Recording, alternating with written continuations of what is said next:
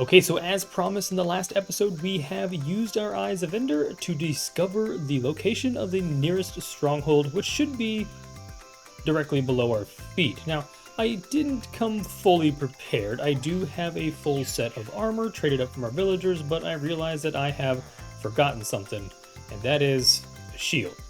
Ah, there he is. There's our guy.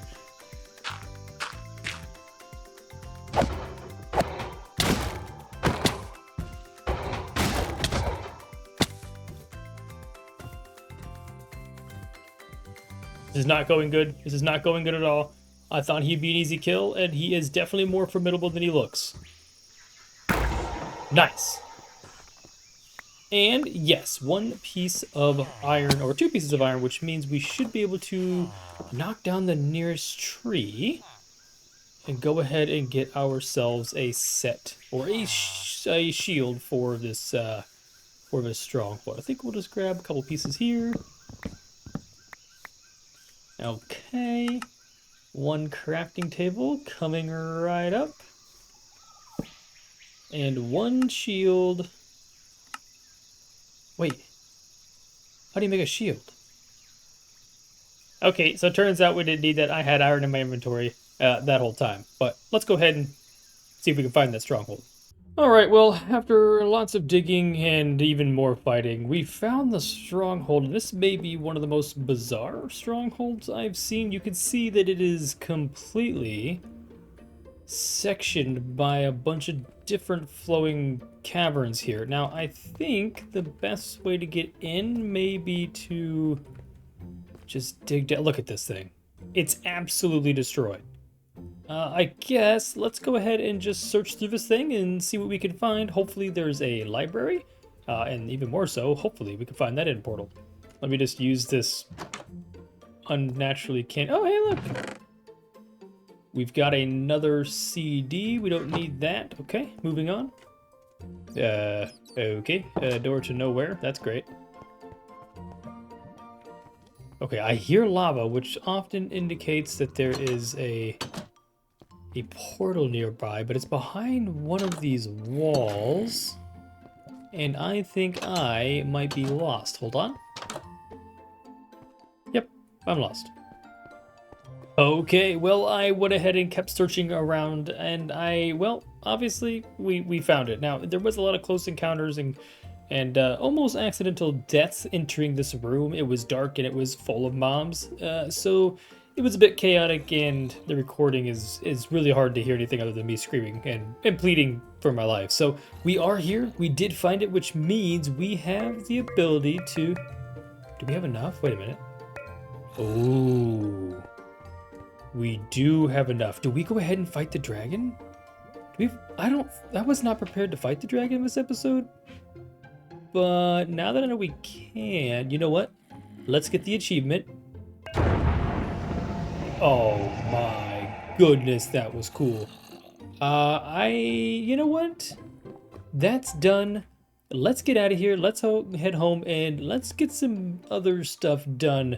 And then next time we'll come back and we'll chance everything we built up in the series and hopefully beat the dragon the first time through.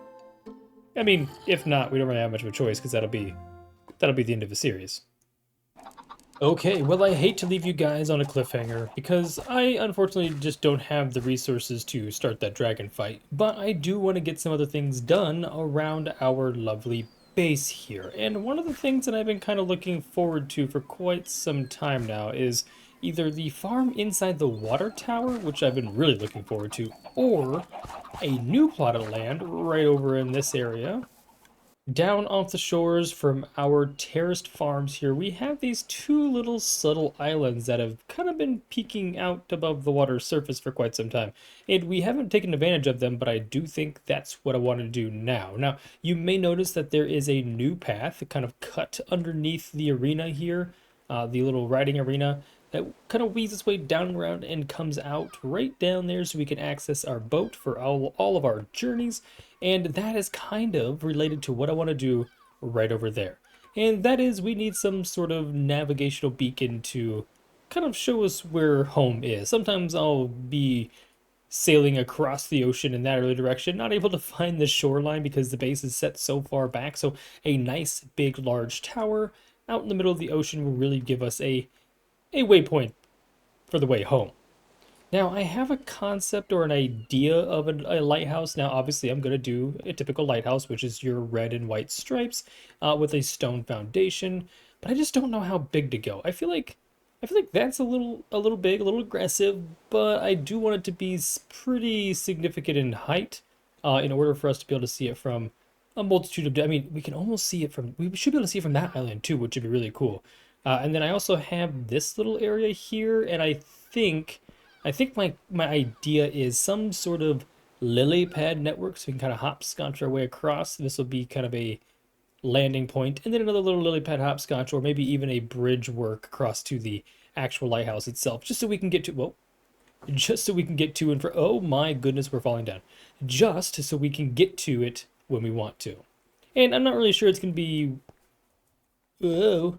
Now, I'm not sure we're going to use it for anything other than just the aesthetic appeal, but there may be something that we could put inside that lighthouse, kind of like the water tower. Surely there's something we can fit inside of that. Now, I think our biggest constraints, well, it's not really a constraint, is going to be the white, because we obviously have a ton of red terracotta that we can use up in these boxes, but nothing in the white palette other than all of the diorites, and maybe, just maybe, we can go get some more quartz. Or concrete. I think concrete's just a little too shiny for what I'm trying to do here. I want something to match the terracotta. Now, I don't, actually. Hold the phone. Hold the phone. Do we like these two colors for the lighthouse? It's not a bad white. It's kind of a soft white. So if you can imagine, it's kind of candy cane stripes. So hold on, let's get rid of that. And you can imagine that it's going to be something along the lines of that. I really don't think I hate this. It's kind of nice. I mean, maybe. Well, I think it's the wrong direction around. I think we need to do. Yeah, we need to do white, then red, then white, then red. But I think these colors might actually look pretty good together. I think we've got our palette selected. Let's go ahead and head over there and get ready to build this tower. All right, so this is the general foundation shape for the tower. And by foundation, I mean this is going to be all of the stone. Now, I did do it all in cobble. That's just going to be temporary.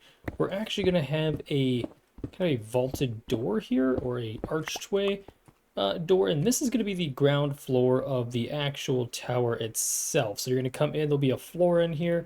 We're going to have some sort of spiral staircase starting to head its way on up.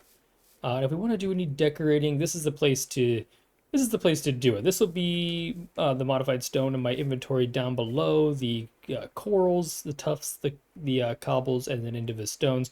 And there's not really much to do here with this level, and I think this is the last thing that I want to detail. I want to get the tower portion done itself first, because figuring out how to do the loopy candy cane pattern is going to be a little difficult, so that's what I wanted to focus on first. So this base is going to stay like this for a hot minute. I think there is one thing I'd like to do since this is set. This should be 4, 5, 6, 7.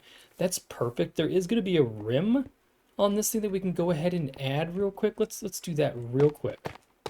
Okay, and this rim is just going to be a break for the colors. Now all of the stones are going to be in here, and then I think we'll use like a dark oak or a spruce to kind of divide these two layers up before the color starts, which is going to happen right now.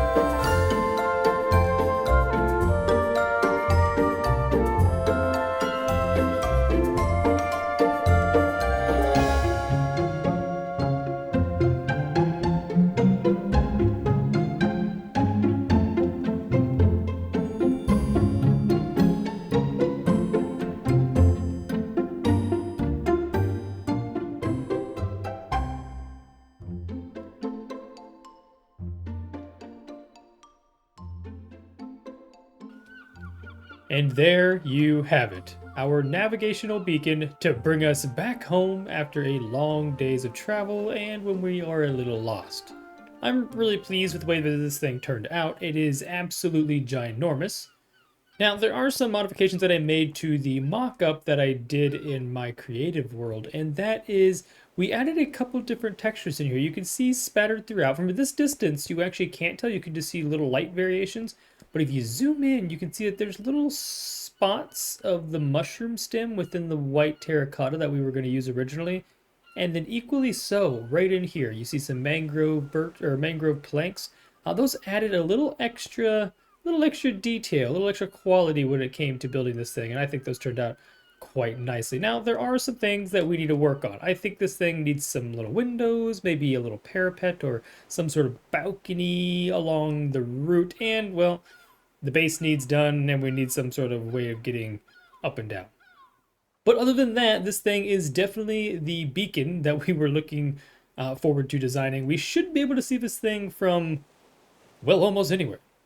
Now you're probably wondering if that's the end of all this lighthouse talk, and no, it definitely is not. I have a little surprise, a little additional work that I did. It did take a few more hours than I would have liked it to, but I think it turned out absolutely fantastic. We now have a separate corridor rather than leading down to the ocean where we were going to have a bridge or some sort of lily pad system. I created a different lily pad system in the sky. Check out these little, I kind of tried to make them into floating flowers. You have these stems kind of hanging down off the bottoms and these beautiful colored tops that if you jump perfectly, now some of these are a double block jump like that one, so if we fall we have to go all the way back like this. This is what I feared. Take two, and this one is the one. I'm holding my breath because I'm super stressed out about falling down now that we've made it probably 50% of the way up. And there it goes. Maybe I shouldn't have made it this difficult to do. All right, take three. No! All right, well, I'm officially over it. I fell maybe a half dozen times or so. I can do it. I've done it before. Believe me, trust me, take my word for it. But this is now what our map looks like, and I think this is a really neat... They look like flowers from this perspective. Also, I used the same shroom lights in the flower petals just because, you know, a flower petal centered is full of pollen, which should be some variation of yellow to orange, and those worked out well for that. And also a light source. At night, this thing looks absolutely spectacular with the little bit of ambience, the slight glow of the petals all the way up. And it's the same thing used in the tower itself, so that's kind of nice. Boom. Check that out. Yeah, I don't think entering the tower at this point in time is a good idea. That looks like certain death. But you get the gist of what's going on here. We do have this little pathway that is very uncomfortable to, walk around. I guess I didn't really think this through. You'd have to bash your shoulders off a few obstacles, but we are officially at the top of the tower, and this is our new perspective of what we've built. It's not a very good perspective, but we can see everything from a bird's eye view here, and I'm gonna be honest. Everything is looking so good. It's all starting to come together.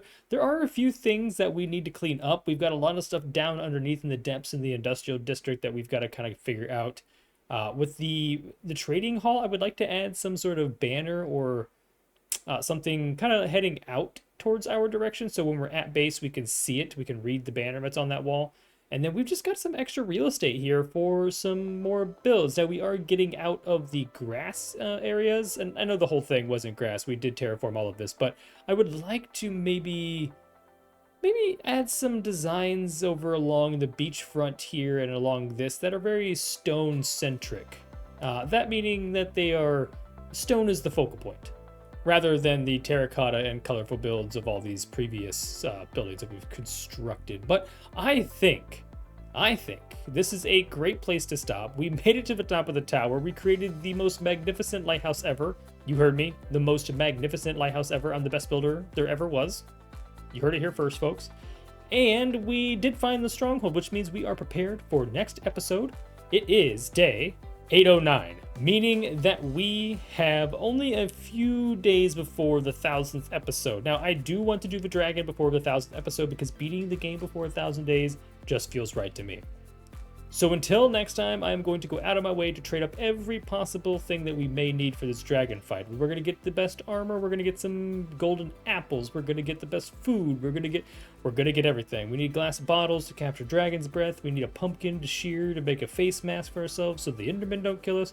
We've got a lot of boxes to check off, none of them too difficult, so look forward to that in the next episode.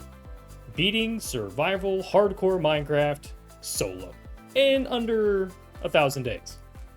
So as the sun begins to set on another day on our hardcore world, it isn't a denomination of a hundredth day or anything like we typically try to strive for, but it is the day that I finished all the projects that I wanted to get out of the way. So that is it for our episode today. Your support and encouragement mean the world to me, so go ahead and hit that subscribe button, give this video a like, share with your friends, and leave one of those kind comments down in the description below. So until next time, stay crafty, stay courageous, and stay beautiful. Goodbye.